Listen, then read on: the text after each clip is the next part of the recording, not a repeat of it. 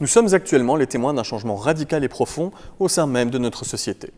La communication est aujourd'hui l'affaire de tous, car elle s'est immiscée dans nos vies et a transcendé notre manière de l'aborder et de la penser.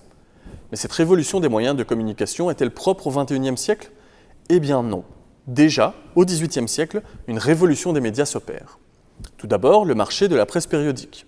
Le développement et la démocratisation des techniques d'imprimerie favorisent son expansion. Ensuite, et toujours grâce à cette imprimerie, le développement d'une presse dite littéraire, qui va permettre au marché du livre portatif d'exploser. Viennent ensuite les nouveaux médias, des moyens de communication non conventionnels qui disposent d'un fort impact sur la transmission d'idées. Nous avons tout d'abord les salons littéraires. Le salon propose une découverte et un plaisir intellectuel liés à l'art de la conversation. Ensuite, les exécutions publiques, et plus précisément la guillotine, qui est l'autre élément fort du XVIIIe siècle. Ce formidable outil de propagande, visuellement très puissant, est mis au service de l'autorité en place. Le dernier média, et non des moindres, est l'opinion publique.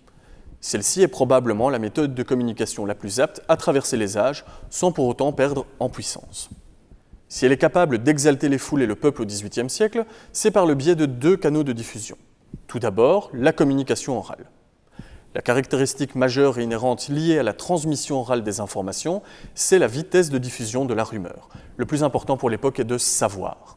La transmission orale prend alors le pas. Les crieurs publics, les enfants des quartiers, le petit personnel, tous ces gens font circuler les dernières nouvelles.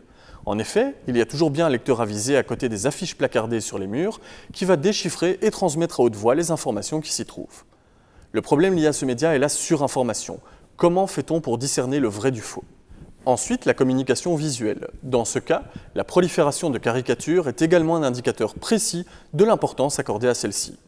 Tout en s'inscrivant dans la même dynamique que l'oralité, la caricature utilise une imagerie forte afin d'haranguer et de sensibiliser le peuple aux problèmes inhérents de son époque.